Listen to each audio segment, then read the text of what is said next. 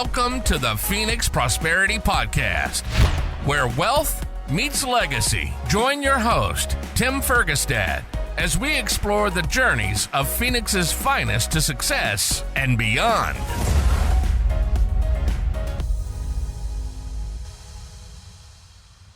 Hello, this is Tim Fergestad. Thank you for joining us. I'm very pleased to have Anthony DeAugustine with me here today. Anthony is the owner, president, designated broker for Avant Garde. Welcome to the show. Thanks for having me, Tim. I appreciate it. All right, Anthony. So we're in the same space, so I'm very excited to talk to you about this stuff. You've been in the property management space a lot longer than I have, or I'm not really in it. I partner with people like you to work the property. So why don't you give us a snapshot of the business right now, and then we can sort of backfill your history. Yeah, so Avant Garde is we're feed property management company, third party. We're kind of full board. We have pretty much everything we need in house to handle the property from A to Z. I have an in-house leasing department. We have a collections department. We have a maintenance staff, a rehab staff. Obviously portfolio managers. So we kind of like a one-stop shop with us. We can, help you pick a property that's going to work for you, tell you what you got to do to get the rents where they need to be, and, and what's going to benefit you at refi or sell. Okay. So in that space, often when you do bigger properties, you have some of that in-house, right, or on the property, right? This payroll you have there, but when you're managing multiple smaller proproperties, you have to have a team that's mobile and spread throughout the valley. Can you talk a little bit about your markets and the types of property sizes that you manage? Yeah, it's a really good point, because there's two different styles of management, right? The on-site. So the on-site would typically have, their own staff. I would say kind of rule of thumb is one for every 100 units. So you got a 100-unit property, you got an on-site manager, you have an on-site maintenance guy.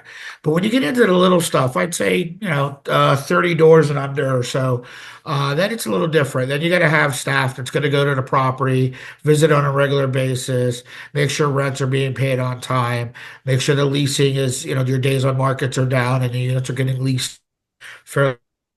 And somebody there to kind of orchestrate any special projects and stuff. So that's why our company is kind of specializes in the under 100 unit range. So we kind of built the company so that we can satisfy, if somebody has a 16 unit or a 4 unit, we can handle just everything you would as if you had on-site staff, but through the corporate office.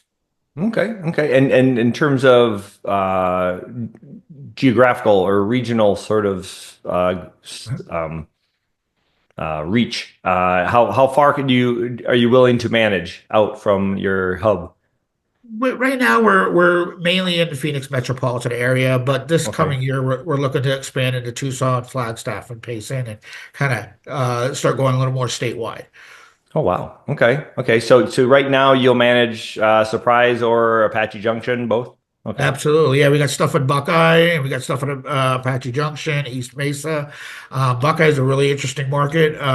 So yeah, we'll go wherever we need to. It's harder when you get into, like, say, Tucson, to expand down there. There has to be, I'd say, at least 60 unit or more portfolio to start, so that there's enough reason to go down there. So as we look to expand into different markets, the door count on the size of the property would be a little bit more imperative. But locally here in the metropolitan area, we manage anything from a single family house and up. Okay. Do you have a particular class that you specialize in? My father owned it. It was like a low, C, D class. But today the market's been so good and all the repositioning's been done. We specialize kind of in that higher end C to a B class. Okay. We've done a lot of remodel projects to kind of take them there. And they end up staying in our portfolio. So most of it's like that CB type class. Okay. And for our listeners who may not know the classes, do you want to describe them for us? Well, yeah, I mean, typically like an A class is going to be brand new, no deferred maintenance, open fairly recently. Your B class is maybe an older apartment community that's been remodeled, has maybe a little bit of deferred maintenance, but is pretty tight and clean property. Your C class is where you have a little more deferred maintenance. Rents are a little bit cheaper. They seem to be kind of the blue collar hardworking class that people seem to gravitate to because the incomes or the rent's a little bit more favorable. And then your D class is just your rough stuff and tough neighborhoods. Sometimes Phoenix, unfortunately, used to have a really bad name for properties of that style, but over the years it's gotten a lot better. So it's basically your stuff in the not so great neighborhoods and whatnot. Okay. Okay. And they all have their unique challenges. They Okay. each have their own demographic and different ways of they like to be handled and treated. For sure. For sure. Okay. So I guess there's I didn't know that there's a lot of, I know there's some bigger companies that try to work in that space, but how much competition do you have in the smaller business property management space in Phoenix? It's quite popular. I mean, it seems to change every day, especially when sales get slow, everybody goes to management. I would say probably, and I could count at least 25 competitors that are directly in my market that I compete with. Okay. I imagine most of those focus on like single family. No, No? there's quite a big handful that do exactly what I do. They'll do the single family, but they're really predominantly small multifamily. Okay. Okay.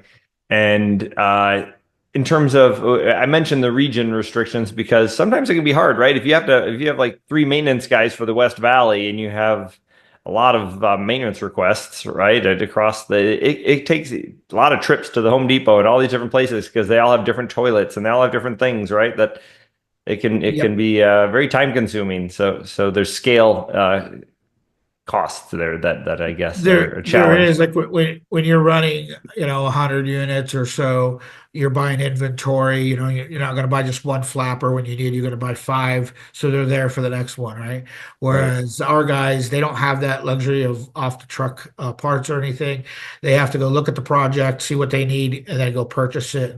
Um, Home Depot has just been absolutely wonderful to work with and been a great partner for us, and making that very efficient. Okay, excellent. Um, so talk about the market cycles since you mentioned when transaction volume's down or there's not a lot of sales, a lot of people hop into the management space apparently. I didn't know that. Yeah, I would say it dropped off at the end of 23 is when it really kind of hit us. 24 was a very rough year for the Valley. And this year so far it's picked up, but we're still I think we've hit rock bottom in our drop in rents.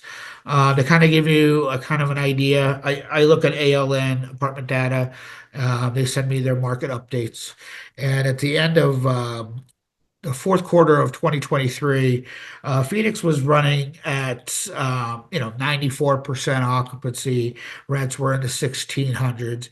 Okay. By the end of 24, we had dropped to 84% occupancy, Okay. and rents are in a decline of 9.8%. So it's been a bit of a last year. We almost felt like a free fall. We'd do a market survey, we'd set our rent, and a week later we noticed that, man, we got to do it again. A Wow. lot of Yeah. competition with concessions, a lot of free rent going on, especially around the holidays. But this year, concessions are there. The rents are still low, with the exception of some areas. And But it doesn't seem to be continuing to fall. We've seemed to hit bottom, and now, the job growth is in Phoenix. It's a very temporary issue right now. Phoenix has a bad habit of overbuilding, and they unfortunately delivered over 24,000 units in 24, and they're scheduled to do 15,000 units this year. So until we absorb all that, we're going to continue to have these, somewhat of a down market. But once that gets absorbed with the job growth and the TMC plant being built, they've actually added more to that. Intel's competing against them. We got a great job market here, and things are definitely going to swing back the other way, we feel, in midway 26. Right. Right. I think your point, 23, 24, there was a 10% drop in occupancy, 10% drop in average rents, but it's improved since then, right? In the last year, or the last Last few months. quarter, the last quarter. Yeah, Yeah, yeah, it's We've already really seen a good uptick. And where we're seeing it is in the traffic. Where normally it gets a little stagnant. April is probably your best leasing month of the year in Phoenix because of the temperatures, tax returns, and it's like the perfect point where everybody has their most money in their pocket. So we're already February we've seen an uptick. March it's really starting to pick up. So we anticipate April is going to be a really good month. okay. Okay, excellent. And yeah, to your point on absorption, and for our listeners, that's basically how quickly the new products get leased. And there was a lot of construction here, and you said, yeah, 20. I think there was about 40,000 in the valley we're under construction at a particular time. So you said like 25 hit last year, Yeah. 15 are supposed to hit this year. Yeah, so that's a lot of new housing units available. But the absorption has been amazing, really. Yes, there's been a bit of a drop in rents and stuff, but for the most part, it's been pretty darn good. Yeah, yeah. And there's one market that seems to shine through this whole thing. It is done well. Our rent, we're still getting really good rents. The occupancy is still really good, and that would be Mesa. Really? Mesa doesn't, and then for a while we couldn't figure it out. And what it is they don't have the construction volume going on out Right. there. Most of what Okay. opened in the West Valley, so that competed with downtown a lot. So you can rent a one bedroom in Midtown for the same price that you can rent a one bedroom and a Class A in the West Valley. The Midtown one, I'm sorry, I refer to more of a Class B type unit. Okay. So you get a little bit more for your money if you go west. But again, once that absorbs, everything will kind of curve and straighten back out, we feel. Okay. Right. Yeah, that makes sense to me. For our listeners, out west is a little bit more. Mesa's kind of landlocked in a sense, right? There hasn't been a lot in new development there. There's been a bunch in the west side, which you might call the sprawl, and that's where you're seeing a lot of the concessions still, I think. That is correct. Yeah. I mean, they'll advertise a rent of say 1550 or so or whatever, but they'll give you like almost 5,000 up front concessions to drop that rent down on a month. Wow, a couple of months And it'll let free. you spread it too. So makes it very Okay. competitive. Okay. Okay. Are those tenants sticky then? I mean, once you get them in, or are they just coming for the discount for the year and then are they out? I think that's kind of what we're waiting to see. I Okay. think I think as of right now, it'll stay a little sticky because they can afford it. But I think as that absorption happens and rents start to trend back upwards, I think we'll see a lot more moving around. Okay. Okay. So, what's one of the current biggest challenges in your company? Well, oh, that's a good question. I'd say digesting some of the drop in rents have been kind of the difficult part. I had a lot of clients that underwrote their projects at say 1,600 a month for rent, and now we're getting 1,400. They have to adjust with that, and it's been a Right. difficult ride, as anybody would have to having that negative growth. So I would say that's the kind of the hardest thing, not just for us, but our clients as well, to kind of get through. So we're definitely looking forward to the other side. Okay. And before we get into um, challenges over your career, Yeah. instead of just current challenges, but you bring up an interesting point about uh, getting those rents and keeping units occupied, right? Is there any particular tricks or special sauce that you like to bust out at Avant Garde? Yeah, get out in front of it as fast as you can. Start your renewal process 60 days out so they don't have time to go look for something else. So, because when they start looking and they start seeing that you're renting your unit less than what they rented it for, it causes them to want to move very, very swiftly.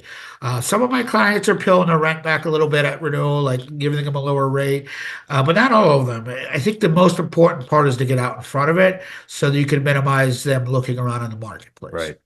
Okay. Okay. Yep. Good point. We do that on ours when we can, yeah, when we can, for sure. Yeah. Okay. So now back to the challenges. Biggest challenge you've had to overcome in your career. This, I'll give you just if The you don't current mind, market. short background of my career.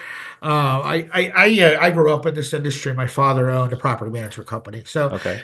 this was my education from 13 on, and so I worked for him most of my life. I became most of what I did. I started out in maintenance, but I ended up doing a lot of bookkeeping, and that's where I really learned probably the most is under watching the income and expenses.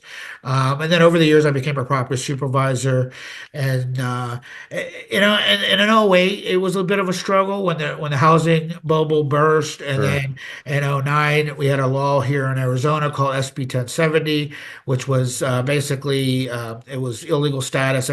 Anybody that worked here had to have legal status to have a job. So that had a huge impact. And at that time, we had a very strong sheriff that would do what they call suppressor sweeps. So in '09 and '08, that was probably the worst housing market I saw. But I kind of moved into a tax credit company, and I started one of my father's clients at the time was doing low income housing tax credit and rural Okay. development deals. So I left in '09 to do that. So as the market crashed, I kind of did okay because I was now in affordable housing, which was highly needed. Right. So I did really good there. I did that for about 3 years. Opened Avant Garde in July. Left that at the end of 2012. Okay. In 2013, in July, I opened Avant Garde. By 2014, January, this market just took off. So this is the first real down. And it's not even that bad of a market to say a down market, right? But this is the first negative side of a market that I've actually had to do in pretty much my entire career. So I've been Okay. very lucky, very lucky Okay. in that aspect. With you at the helm, Yeah, anyway, I guess. Yeah. exactly. Yeah. Okay. Okay. Okay. Interesting. Okay. So what are your goals for 2025? What You said you're trying to grow the assets under management on the property management side? Exactly. Yeah. Over the last few years, we've done a lot of work with syndicators and a lot of add value projects. We had a remodel team go in and, put the lipstick on, and it made the units really nice and was able to push rents really well. So we learned a lot. Plus, I did some sweat equity with some syndicators and learned a lot of what not to do in some cases. That watching them purchase the properties wrong and whatnot. So with all this knowledge and everything, we're a little late to the game, but we're looking to start building our first year. Our goal is to own 100 units this Okay. year. We're actually working on a portfolio that just happens to be 108 units, but don't know if that's going to end up happening or not. It's like over 4 properties, but our goal is to kind of pivot a little bit and to start acquiring properties, being part owners or acting GP of those. And Right. then we are opening up well, we already have a leasing division within the company. We're going to Okay. expand on that due to the current occupancy in Phoenix. And this year is going to be a big year to kind of spread and build up our leasing department, almost like its own company, like a leasing service or a locator service. And Okay. then lastly, the other thing we're doing is we're putting together packages for clients, our current clients and for new clients to say, if you got a property that's add value, maybe you're a current client, you don't want to sell, we'll show you, what we need to do to get the rents to a certain place. And we'll even line you up with bank financing so that you don't even have to come out of pocket, or we could show you how to do it with your cash flow. So we're, a couple different programs to help stimulate more add value opportunities and really help push the market in the right direction. Okay. Are a lot of these owners longer term holds? So they've had the property for years and it's time to renovate? Quite a few are, yeah, Okay. yeah. You get. I have a handful of clients that some of them I adopted for my father when I started the company. We were at like 450 doors back then, but they're still with us today. So most of them are long-term family type operations. Okay. Most of the syndicators and active investment groups, they've already, they know the game and they're in it from the top. Right. Right. So on that note, partnering with a property management group, I think, is awesome. I think most lenders like that as well. Is that your experience? Yeah, they especially if you're new to it at all. They like to know that you're with somebody that's experienced and really knows the marketplace. So yeah, it's been my experience that it's been very helpful.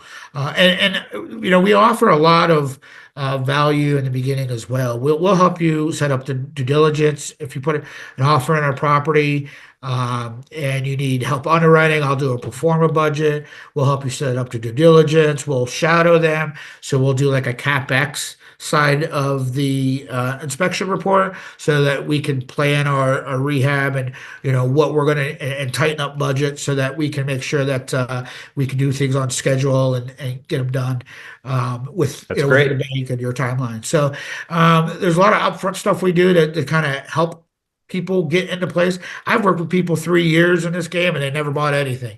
We're very into educating, giving back, and networking. We find that it doesn't cost anything to ask the question. Okay. Okay. Is it hard? You mentioned transactions are down right now. Is it hard to source deals in that size right now? It's a little bit difficult. I run a road a few so far this year, and as soon as I put that interest rate in, the returns just don't hit. We Right. want to try to be able to we want to be able to pay a lot of the investors back, especially like your Class A's, and within a 5-year term. And then we want to be able to promise anywhere from a 10% to a 7% return on our money. So in order for us to do that, we have to be able to purchase it and rehab it at certain price points. And it's been with the interest rates up, that's been probably the biggest challenge Okay. is making that happen with the higher interest. Sure. Sure. Although, yeah, lending rates is probably the biggest factor here. I'm a partner on deals in Texas, and some of the taxes and insurance have been pretty crazy. You got to say that Phoenix is pretty good for those, though, really. Taxes for sure. My insurance guy would disagree with you. Well, yeah, I have compared to a really Florida or great California insurance. or Texas, it's Right. all relative. Yeah. It is. I mean, we're just not used to it. It's about, I've seen clients get hit with about a 30% hike in some cases. And really, there's certain electrical panels and breakers and wire that they'll look at, and that could cause your premiums to go quite high. So it's also another good reason to check if you're purchasing a property, get a good home inspector, somebody that knows, so that they can help save you money there. Right. Okay. One way to mitigate those higher interest rates right now, and is more likely to be applicable in the small unit space, is creative financing, Yeah. right? Do you see a lot of seller financing deals? Yeah, a handful out there.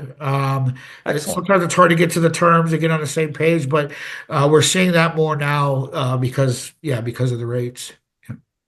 Okay. Okay. Is with your existing relationships, is that how you plan on maybe acquiring some of your first units? Is just sort of buying out the existing owners?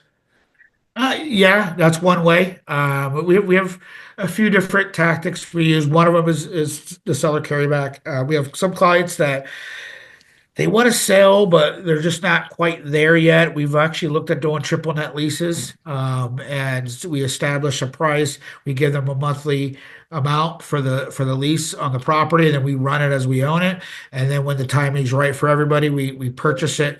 So Right. that defers the taxes, and we're looking to see if when we do those and remodel, if the owner can benefit from a cost segregation standpoint, so that when he does sell, he can eat up some of that capital gains if he decides not to reinvest. So we have a few different ways that we try to look at it. Okay. Excellent. Very cool. All right. Is there anything you want to share that I didn't ask you about? No, I mean, I think we kind of went over most of it. Don't let what I said scare you. Phoenix is an outstanding market, and Yes. it's definitely going to be on its way back. In 26, and prices have come down this year. We Yep. finally last year they kind of were holding kind of tight, but I think the sellers are starting to realize that the interest rate may stay up there. So we're seeing some of the price per door come down a bit, and which is allowing for a lot more movement. Okay, that's a good point. For a lot of our listeners, that's a question I get a lot is, people, first of all, they want to know what their house is worth. They want to know, how's the market? Is it a good time to sell or not? And in that space, I mean, there's still some areas that are still having bidding wars, right? So it's very, They very are. sub-market dependent. So that's always important. But yeah, the inventories, it's a pretty healthy market, really. What is the average days on market right now? Is it like 60 or something? I don't even know. Yeah, I wouldn't offhand, but I will tell you, I'm glad you brought that up. The single family with this going on is this is an apartment multifamily kind of issue type thing. The single families in Phoenix are still selling very quickly. I my mother-in-law saw a house she wanted. I helped her put an offer in. We were 10,000 over asking, and she lost it to an investment group. So it's very, very competitive in a housing market, and there is still those bidding wars, especially for the ones that come out that need some work. Okay, right. So uh I lost what I was going to say. You brought up the market point and stuff. So single family, yeah. So bidding wars. Oh, multifamily. Most people, we're not at the top of the market, right? Yeah. So that's pretty clear. Most people, the values are down. That's a great time to buy, right? The problem is a lot of people don't want to sell because they know values are down, but there are people who have to sell, and Yeah. that's the opportunity right now for sure. Yeah, for sure. And even with that going on, it's still not, in the old days, people would put a price up, for a multifamily and then he'd beat you down on price after the inspection. You don't see a lot of retrading going on yet still. And everybody's kind of, you still see a lot of full price offers when they do come up. I think some of the issues that we're running into as well is a lot of the sellers don't want to sell because they got to put that money somewhere, and they don't want to be stuck with the interest rate or get stuck in the Right. middle of a 1031. So they're dragging their feet a little bit as well, and I think that's why some of the prices are still up, but it is getting better, and we really do believe as time goes on this year, it's going to continue to get better. Right. Okay. Well, that's an opportunity for me to bring up what I do Yeah, as a go for it. syndicator, right? I mean, I have some really good partners that are always transacting, right? We just closed one in Texas last month, and so that was some people when they sell, we call it the lazy man's 1031, where they sold a property and they have all these capital gains, and they didn't want to have to identify a new property and buy that. They couldn't. They can invest in somebody else's property and get the losses from there to offset their gains. Similar to a 1031, but without the restrictions, right? And then also something we have that's been very popular lately. It's not just ours, but ours is pretty great. But is lending funds, debt funds, right? So people are looking for a place to. Rates are high. Private debt has actually been pretty advantageous for a lot of groups right now. And we have a lending fund, which is great. And mainly because we partnered with such a big group, they have over $1 billion in this fund. They have new loans originating and closing every month. There's no lockup period. Most places there's no tax benefit, right? So for a lending fund, but when people have money, they sell something. They don't want to go buy something else. What do I do with my money? They're afraid to put it in the market, and they can put it in a savings account. But I can get them over double that, right? So I can get 8, 9, 10% depending upon how much they put in with liquidity, right? Backed by real estate. So it's just an absolutely great place to put money until you have another use for it, right? Until you find a property to things like that. So No, for I sure. rarely get to plug my own stuff on an interview. So that's fun. Anyway, And keep in okay. mind, we like to partner with guys like yourself early, so that we can help identify a property that is going to have the uptick that you need to hit your goals and your investment goals. Because we understand we have the same underwriting models that you have, so that we can kind of again partner with you to make it a success. Right. Excellent. Yeah. And then we've some of our Nashville deals, we've partnered with the property management group there. So it worked out great. So totally open to that, Anthony. Sounds good. Great. All right. And if somebody would like to connect with you or learn more, what should they do? They should call me. I will give you the bat phone, my cell phone. Is that okay if I put it out? Yeah, yeah, Yep. yeah. Okay. My cell phone is 602-741-8054.